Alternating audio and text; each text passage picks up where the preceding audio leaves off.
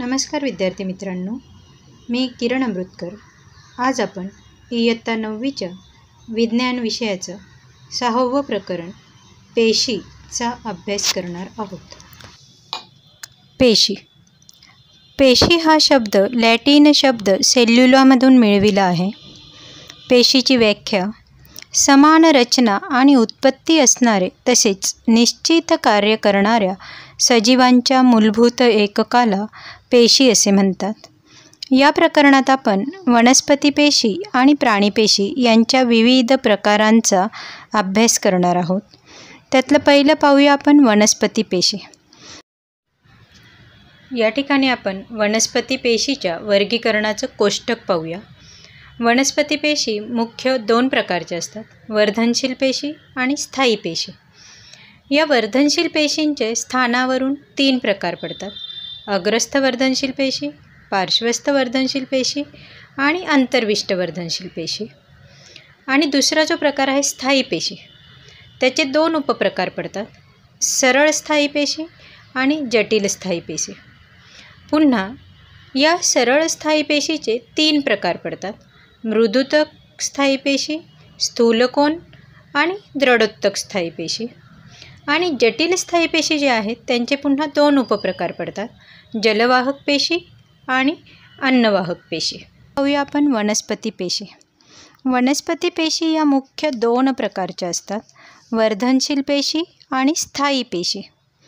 तर वर्धनशील पेशी वनस्पतींमध्ये वृद्धी कित्येक निश्चित विस्तारात किंवा प्रदेशात होत असते, अशा पेशींना वर्धनशील पेशी असे म्हणतात. स्थानावरून वर्धनशील पेशींचे 3 प्रकार पडतात: 1 नंबर अग्रस्थ वर्धनशील पेशी, दुसरं पार्श्वस्थ वर्धनशील पेशी आणि तिसरं अंतर्विष्ट वर्धनशील पेशी. तर पहिलं पाहूया आपण अग्रस्थ वर्धनशील पेशी. मूळ आणि प्रकांडाच्या टोकाच्या भागावर असतात. या पेशींमुळे मूळ तसेच प्रकांडाच्या लांबीत वाढ होत असते. प्रकांड म्हणजे काय? खोड. दुसरं पार्श्ववर्धनशील पेशी. वनस्पतीच्या अंगाच्या पार्श्वभागात असतात. वनस्पती प्रकांडाची परिघीय म्हणजे रुंदीमध्ये वाढ होते, तर खोड जे आहे त्या खोडाची रुंदी वाढत असते. तिसरा प्रकार अंतर्विष्ट वर्धनशील पेशी. या पेशी पर्णाच्या तलप्रदेशात किंवा फांद्यांच्या अंतर्गाठींच्या दोन्ही बाजूस असतात. या पेशींच्या पेशी खूपच सक्रिय असतात. त्यात पेशीरस अधिक घट्ट, पातळ, सेल्युलोजयुक्त पेशीभिंत असते आणि स्पष्ट पेशीकेंद्र असते. त्यांच्यात रसधानी नसते. तर ह्या वनस्पतीच्या सर्वच ठिकाणी असतात. आता पुढचा प्रकार वनस्पती पेशीचा मुख्य प्रकार आहे स्थायी पेशी. दुसरा, वर्धनशील पेशी विभाजनाने नव्या पेशी निर्माण करतात. ज्या विभेदन प्रक्रियेने निश्चित पेशींची रचना करतात त्यांना स्थायी पेशी असे म्हणतात. स्थायी पेशी 2 प्रकारच्या असतात: पहिलं सरळ स्थायी पेशी आणि दुसरं जटिल स्थायी पेशी. तर सुरुवातीला आपण पाहूया सरळ स्थायी पेशी. सरळ स्थायी पेशी या एकाच प्रकारच्या पेशींनी बनतात. या पेशींचे रचना आणि कार्यानुसार 3 गटात वर्गीकरण करता येते: 1 नंबर मृदुतक पेशी, दुसरं स्थूलकोन पेशी आणि तिसरं दृढोत्तक पेशी. तर पहिलं पाहूया आपण मृदुतक पेशी. या सरळ पेशी पातळ पेशीभिंत असणाऱ्या जिवंत पेशींनी बनतात. या वनस्पतीच्या सर्वच अंगात असतात. त्या गोलाकार, अंडाकार, बहुतलीय असतात. पेशींमध्ये आंतरपेशीय अवकाश असतो. पेशींमधील पेशीरसात मोठ्या आकाराच्या रसधानी असतात. मृदुतक पेशीत हिरव्या रंगाचे रंजकद्रव्ययुक्त हरितकण असतात. त्यांना हरितकोणक म्हणतात, जे प्रकाश संश्लेषणाचे कार्य करतात.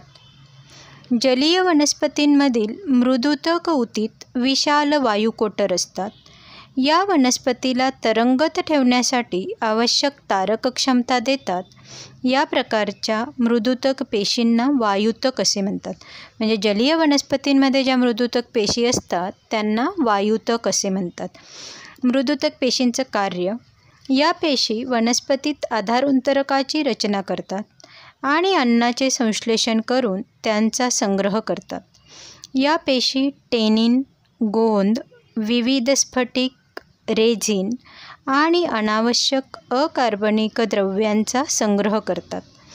या पेशी इतर पेशींमध्ये राहून पूरक पेशी म्हणून आधार देण्याचे काम करीत असतात. सरळ स्थायी पेशींचा पुढचा प्रकार आहे स्थूलकोन पेशी. या स्थायी सरळ पेशी जिवंत असून त्या गोलाकार, अंडाकार अथवा बहुतलीय आकाराच्या असतात.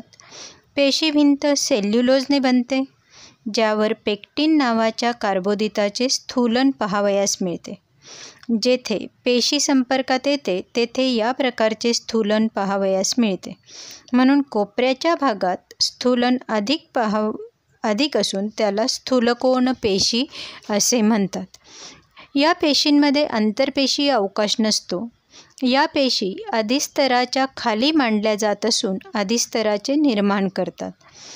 या पेशींचं कार्य पाहूया. स्थूलकोन पेशी वनस्पतींना यांत्रिक मजबूती देतात, म्हणून त्यांना जिवंत यांत्रिक पेशी असे म्हणतात. या पेशींमुळे अंगात लवचिकता आणि स्थितिस्थापकता मिळते. त्यामुळे वनस्पतींचे विविध अंग न तुटता सहज वाकू शकतात. आपण पाहतो जेव्हा हवा येत असते, वारा चालू असतो, तेव्हा वनस्पतींच्या फांद्या हलतात. पण सर्वसाधारण हवा असेल तर त्या फांद्या लगेच तुटत नाहीत, तर त्या हालत राहतात. त्याला काय म्हणतात? स्थितिस्थापकता. तर या स्थूलकोन पेशींमुळे त्या वनस्पतीच्या अंगांमध्ये लवचिकता आणि स्थितिस्थापकता आपल्याला पाहावयास मिळत असते. आता या सरळ स्थायी पेशींचा तिसरा प्रकार आहे दृढोत्तक पेशी. या सरळ स्थायी पेशी वनस्पतीला कठीण आणि कडक बनवितात. या पेशी मृत असतात. निर्मितीत पेशींमधील पेशीरस आणि पेशीकेंद्राचे विघटन होते आणि सेल्युलोजने तयार होणाऱ्या प्राथमिक भिंतींवर आतील बाजूला लिग्निन एकत्र झाल्याने द्वितीय भिंत तयार होते. त्यामुळे पेशीभिंत जाड होते आणि पेशीकोटर अतिशय अरुंद होते. या पेशी प्रकांड वाहीफुलाच्या जवळ पानांच्या शिरांमध्ये तसेच बिया आणि फळांच्या कठीण सालामध्ये आढळून येतात. त्या वनस्पतीच्या वेगवेगळ्या भागांना मजबूती देतात. सर्वात बाहेरच्या पेशींना अधिस्तर असे म्हणतात. वनस्पतीची संपूर्ण सपाटी अधिस्तराच्या बाह्य आवरणाने झाकली गेलेली असते. ते वनस्पतीच्या सर्वच भागांचे रक्षण करते. पाण्याच्या होणाऱ्या व्ययापासून यांत्रिक इजा आणि परोपजीवी बुरशी यांपासून रक्षण करतात. वनस्पतीच्या पानांच्या अधिस्तरातील छिद्रांना वायुरंध्रे असे म्हणतात. बाष्पोत्सर्जनाची क्रिया या वायुरंध्रांद्वारे होते. मुळांच्या अधिस्तरीय पेशी पाणी शोषण्याचे कार्य करतात. जसजशी वृक्षाची वाढ होते तसेच त्याच्या बाह्य रक्षणात्मक पेशींमध्ये बरेच परिवर्तन होते. बाहेरील बाजूस पेशींचे विभाजन होऊन वनस्पतींवर अधिक जाड सालीचे निर्माण झालेले असते. त्यांच्या पेशीभिंतींवर सुबेरिन नावाचे रसायन स्थापित होते. ते सालीला हवा तसेच पाण्यापासून अप्रवेशशील स्तरासारखे बनविते. पुढचा प्रकार आहे जटिल स्थायी पेशी. एकापेक्षा जास्त प्रकारच्या पेशीने तयार होणाऱ्या ऊतीला जटिल स्थायी पेशी असे म्हणतात. या सर्वच पेशी एकत्र येऊन एक समान कार्य करतात. वनस्पतींमध्ये दोन प्रकारच्या जटिल स्थायी पेशी आढळून येतात. पहिली आहे जलवाहक पेशी आणि दुसरी आहे अन्नवाहक पेशी. तर आधी आपण जलवाहक पेशी पाहूया. जलवाहक पेशी या जलवाहिनिकी, जलवाहिनी, जलवाहक मृदुतक आणि जलवाहक तंतूंपासून बनलेल्या असतात. या पेशींची पेशीभिंत जाड असते. जलवाहिनिका आणि जलवाहिनी यांची संरचना जाळीसारखी असते. जलवाहिनिकी एक पेशी आणि जलवाहिनी बहुपेशी असतात. जलवाहिनिकी आणि जलवाहिनीच्या रचना नळाकार असून त्या पाणी आणि द्राव्य क्षारांच्या वहनात मदतरूप होतात. जलवाहक मृदुतक अन्नाचा संग्रह करते आणि पाण्याच्या पार्श्ववहनात मदतरूप होतात. तर जलवाहक तंतू वनस्पतींना यांत्रिक मजबूती देत असतात. तर नावावरून लक्षात आलं असेल तुम्हाला की ह्या जलवाहक पेशी आहेत, म्हणजे ह्या काय करतात, पाण्याचं वहन करत असतात.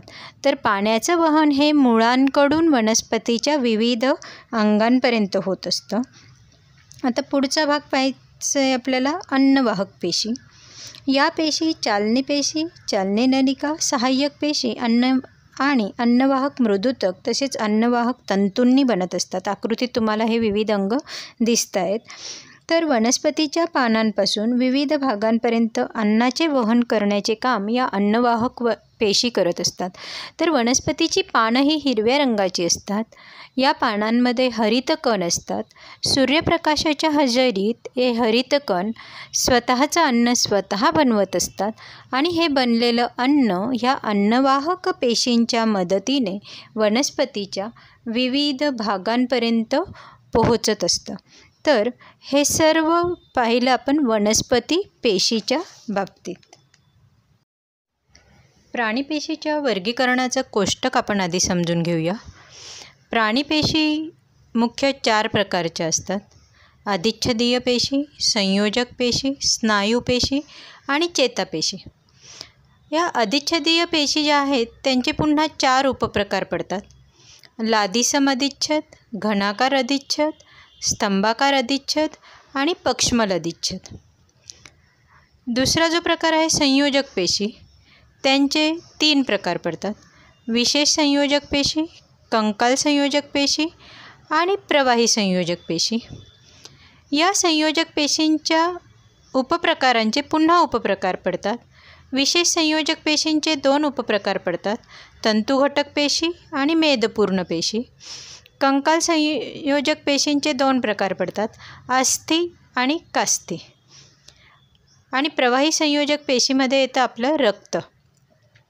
तिसरा जो प्रकार आहे प्राणीपेशीचा, स्नायू पेशी, याचे 3 उपप्रकार पडतात: रेषीय पेशी, अरेखित पेशी आणि हृदय स्नायू पेशी. आणि शेवटचा प्रकार चेतापेशी. या सर्वांचा आपण आता अभ्यास करणार आहोत.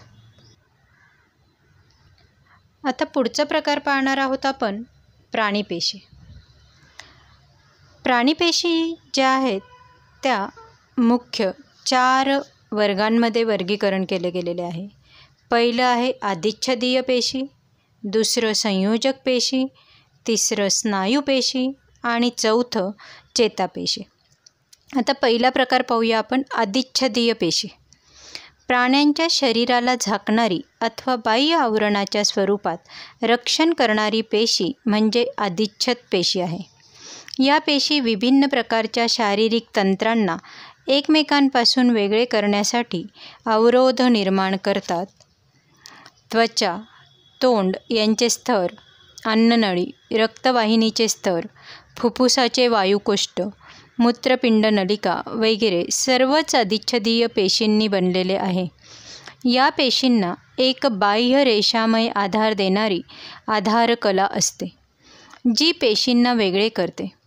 अधिच्छद पेशी 2 प्रकारच्या असतात. पहिलं सरळ अधिच्छद पेशी आणि दुसरं स्तरित अधिच्छद पेशी. आता सरळ अधिच्छद पेशी पाहूया आपण. सरळ अधिच्छद पेशी अधिच्छदाचा आकार आणि कार्यावरून त्या सरळ अधिच्छद पेशींचे पण 4 प्रकार पडत असतात. तर ते 4 प्रकार आहेत: लादिसम अधिच्छद, घनाकार अधिच्छद, स्तंभाकार अधिच्छद आणि पक्ष्मल अधिच्छद. आता पहिला प्रकार पाहूया आपण, लादिसम अधिच्छद. या पेशी लादीसारख्या पातळ, चपट्या आणि षटकोनीय दिसतात. प्रत्येक पेशींची भिंत एकमेकींना सिमेंटसारख्या पदार्थाने जोडलेल्या असतात, ज्या सिल्व्हर नायट्रेटने अभिरंजित केल्यामुळे काळ्या होतात. लादिसम अधिच्छद हे तोंड, अन्ननळी, नाक, वायुकोष्ठ, परिहृद आवरण आणि रक्तवाहिनीच्या पोकळीचे स्तर बनवत असतात. तसेच त्वचा आणि जिभेच्या बाहेरचे आवरण बनवत असतात. या पेशींचे कार्य शरीरातील अंतस्थ भाग, रसायन, जंतूंचा प्रवेश आणि घाव किंवा इजा झाली असेल तर त्यापासून रक्षण करण्याचे आहे. आता दुसरा प्रकार पाहूया आपण, घनाकार अधिच्छद. या पेशींना छेदात पाहिले असता घन आकाराच्या दिसतात. गोल पेशीकेंद्र पेशीच्या मध्यभागी असतात. हे पेशींना वरून पाहिले असता बहुकोणीय दिसतात. घनाकार अधिच्छद गलग्रंथी, यकृत नलिका, मूत्रपिंड नलिका आणि प्रस्वेद ग्रंथींमध्ये दिसतात. या घनाकार अधिच्छदचं मुख्य कार्य आहे शोषण, उत्सर्जन आणि स्राव करणे, तसेच शरीराच्या अंगांना यांत्रिक आधार देणे. पुढचा प्रकार, स्तंभाकार अधिच्छद. या अधिच्छदातील पेशी घनाकार अधिच्छद प्रमाणेच असतात, परंतु त्यापेक्षा उंच असतात, स्तंभासारख्या दिसतात. पेशींच्या खालच्या टोकाकडे आधार कला असतात. पेशी केंद्र लांब असून त्यांचे पेशींमध्ये स्थान वर, खाली किंवा मध्यात कोठेही असू शकते. स्तंभाकार अधिच्छद हे अन्नमार्गाच्या पोकळीच्या भोवती, जननांग आणि काही ग्रंथींच्या मोठ्या नलिकेमध्ये सापडतात. यांचं कार्य जठर आणि आतड्यात शोषण आणि स्राव करणे. पुढचा प्रकार, पक्ष्मल अधिच्छद. स्तंभाकार अधिच्छदीय पेशींमध्ये पक्ष्म असतात, म्हणजेच या पेशींच्या बाहेरील सपाटीवर केसांसारखी रचना असते. त्याला पक्ष्मल अधिच्छद असे म्हणतात. पक्ष्मल अधिच्छद हे नाकाचे कोटर, म्हणजे आपल्या नाकपुड्या ज्या असतात त्यांच्या आत, श्वासनलिका आणि श्वासवाहिनींच्या मध्ये असते. या पक्ष्मल अधिच्छदाचे कार्य, हे पक्ष्म गती करू शकतात, तसेच त्यांची गती श्लेष्मला पुढे स्थलांतरित करून त्या प्रदेशाला स्वच्छ करण्याचे काम करते. आता दुसरा प्रकार पाहूया आपण, संयोजक पेशी. संयोजक पेशी, रक्ताला एक प्रकारची संयोजक पेशी असे म्हणतात. संयोजक पेशी एकमेकांसोबत कमी जोडलेल्या असतात आणि आंतरपेशीय आधारद्रव्यात व्याप्त असतात. हे आंतरपेशीय आधारद्रव्य जेलीसारखे प्रवाही, घनता असणारे किंवा खडबडीत असते. आंतरपेशीय आधारक द्रव्याचा स्वभाव विशिष्ट संयोजक पेशींच्या कार्याला अनुसरून परिवर्तनशील असतो. या संयोजक पेशींचे 3 प्रकार आहेत. पहिला आहे विशेष संयोजक पेशी, दुसरं कंकाल पेशी आणि तिसरं प्रवाही संयोजक पेशी. पहिला प्रकार पाहूया आपण, विशेष संयोजक पेशी. ह्यासुद्धा 2 उपप्रकारात विभाजित होतात. त्या विशेष संयोजक पेशीतला पहिला प्रकार आहे तंतुघटक पेशी आणि दुसरा आहे मेदपूर्ण पेशी. पहिला प्रकार पाहूया आपण, तंतुघटक पेशी. या पेशी त्वचा आणि स्नायुपेशी किंवा मांसपेशींच्या मध्ये, रक्तवाहिनीच्या 4ही बाजूस, चेता आणि अस्थिमज्जा यांमध्ये आढळून येतात. तंतुघटक पेशींचं कार्य, या पेशी अंगाच्या आतील रिकामी जागा भरून काढतात, आंतरिक अंगांना आधार देतात, पेशींच्या सफाईच्या कामात मदतरूप होतात. विशेष संयोजक पेशीतला पुढचा प्रकार आहे मेदपूर्ण पेशी. या पेशी मेदाचा संग्रह करणाऱ्या चरबीयुक्त पेशी असून त्या त्वचेच्या खाली आंतरिक अंगांमध्ये आढळून येतात. यांचं कार्य आहे चरबीचा संग्रह करून या पेशींमुळे उष्मानियमनाचे कार्य होत असते. विशेष संयोजक पेशींचा दुसरा प्रकार आहे कंकाल पेशी. कंकाल संयोजक पेशींचे पण पुन्हा 2 उपप्रकार पडतात. पहिलं आहे अस्थिपेशी आणि दुसरं आहे कास्थिपेशी. तर आता अस्थि म्हणजे काय? हाड. अस्थिपेशी 2 जवळील किंवा क्रमिक अस्थी एकमेकांसोबत एका अन्य संयोजक पेशींद्वारे जोडले जातात. त्यांना अस्थिबंध स्नायू किंवा आपण लिगामेंट असे म्हणत असतो. या पेशी खूपच स्थितिस्थापक आणि मजबूत असतात.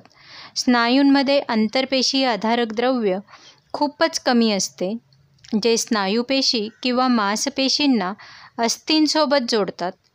स्नायुबंध ही मजबूत तसेच सीमित स्थितिस्थापकता असलेली एक तंतुपेशी आहे. अस्थिपेशींचं कार्य आहे ह्या शरीराला आधार देणारा सांगाडा तयार करत असतात. आता दुसरा प्रकार कंकाल पेशीचा, कास्थिपेशी. यात दोन पेशींच्या दरम्यान पर्याप्त स्थान असते. त्यांचे आंतरपेशीय आधारक द्रव्य प्रोटीन आणि शर्करेने बनलेले असते. कास्ती नाक, कान, गळा आणि श्वासनलिकेत आढळून येतात. कास्ती मजबूत परंतु सहज वळू शकणाऱ्या असतात, ज्याला कार्टिलेज असं म्हटलं जात असतं. या कास्ती पेशींचं कार्य काय आहे की जोरदार झटका लागल्यास तो शोषून घेतात आणि मृदू गादीचं कार्य त्या करत असतात. म्हणजे आपल्याला लागलं तर थोडं आपल्याला त्याची इजा कमी जाणवते. आता पुढचा संयोजक पेशींचा प्रकार जो आहे तो आहे प्रवाही संयोजक पेशी. तर रक्तपेशी ही एक प्रवाही संयोजक पेशी आहे. आकृतीमध्ये जर तुम्ही पाहिलं तर रक्ताच्या प्रवाही आंतरपेशीय आधारक द्रव्याच्या भागाला रुधिररस असे म्हणतात आणि या रुधिररसात लाल रुधिरपेशी, श्वेत रुधिरपेशी आणि त्राककण असतात. त्यात प्रोटीन, मीठ आणि अंतस्राव पण असतात. या पेशींचं कार्य आहे रुधिरवायू, शरीराचा पचलेला आहार, अंतस्राव आणि उत्सर्जित पदार्थाचे शरीराच्या एका भागापासून दुसऱ्या भागाकडे संवहन करतात. आता प्राणीपेशींचा पुढचा प्रकार आहे स्नायूपेशी. स्नायूपेशी या विशिष्ट प्रकारच्या लांब आकुंचनशील तंतूने बनतात. त्यांच्या एककाला स्नायुतंतू असे म्हणतात. स्नायूपेशी आपल्या शरीरात हलनचलनासाठी जबाबदार आहेत. स्नायूंमध्ये एक विशिष्ट प्रकारचे प्रोटीन असते, त्याला संकोचनशील प्रोटीन असे म्हणतात. त्यामुळे संकोचन आणि शिथिलनाची गती होत असते. या स्नायूपेशींचे पण 3 उपप्रकार आहेत. पहिलं आहे रेषीय स्नायू, दुसरं आहे सरळ किंवा अरेखित स्नायू आणि तिसरं आहे रुध स्नायू. तर सुरुवातीला आपण पाहूया रेषीय स्नायू. या स्नायूंना ऐच्छिक किंवा कंकाल स्नायू असे म्हणतात, कारण ते मोठ्या प्रमाणात अस्थींसोबत सरळ जोडले गेलेले असतात. या स्नायूतंतूंमध्ये फिक्या किंवा गडद रंगाचे पट्टे एकसारख्या अंतरावर रेषांसारखे रचलेले पाहावयास मिळतात.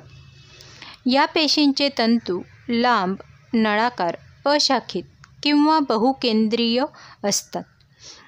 रेषीय स्नायूंचं कार्य बघा. प्रोत्साहन मिळाल्यास खूपच वेगाने आकुंचित होण्याचा गुणधर्म त्यात असतो, त्यामुळे त्या लवकरच भ्रमित होऊन थकत असतात.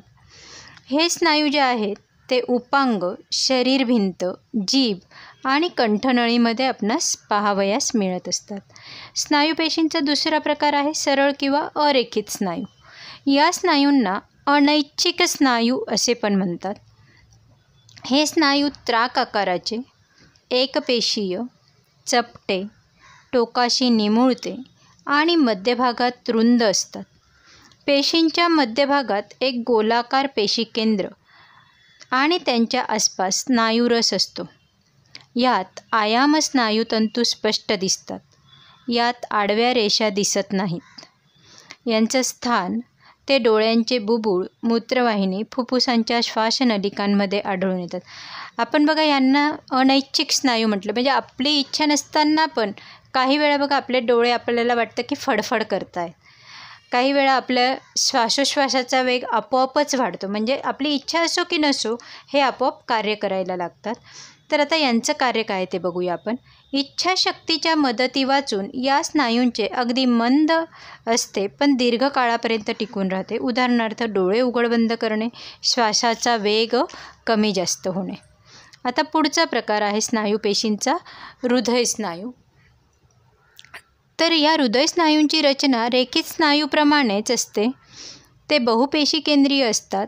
यात गडद आडव्या पट्ट्या असतात. हे सुट्या सुट्या पेशींतून बनत नसून पेशी रसाने बनणाऱ्या सेतूने जोडलेल्या तंतूंपासून बनतात. त्यामुळे हृदय स्नायू शाखामय असतात. यात थोड्या थोड्या अंतरावर जाड आणि गडद अधिबिंब पाहावयास मिळतात. हे स्नायू फक्त हृदयाच्या भिंतीतच पाहावयास मिळतात. या हृदय स्नायूंचं कार्य बघूया आपण. हृदय स्नायू एक पण क्षणाची विश्रांती न घेता आजीवन कार्य करीत असतात. आकुंचन आणि शिथिलनमुळे हृदय पंपाप्रमाणे कार्य करून रक्ताचे शरीराच्या वेगवेगळ्या भागात पोहोचविण्याचे कार्य हे हृदय स्नायू करत असतात. आता प्राणीपेशीतला शेवटचा प्रकार चेतापेशी. तर चेता म्हणजे काय? संवेदना पोहोचविणे. तर चेतापेशींच्या संरचनेत चेतापेशी आणि चेतातंतू असतात. चेतापेशीच्या रचनेत एक पेशी आहे. ही पेशिकाय नावाची रचना त्याच्या भिंतीमधून निघणारे लहान मोठे प्रवर्ध जुळून बनत असते. या सर्व प्रवर्धांपैकी एक प्रवर्ध खूपच लांब असतो, ज्यास अक्षतंतू असे म्हणतात. बाकीचे प्रवर्ध सामान्यतः आखूड असून त्यांना शिखातंतू म्हणतात. एक चेताकोश 1 मीटरपर्यंत लांब असू शकतो. बरेचसे चेतातंतू संयोजक पेशीद्वारा एकत्र येऊन एक चेताचे निर्माण करत असतात.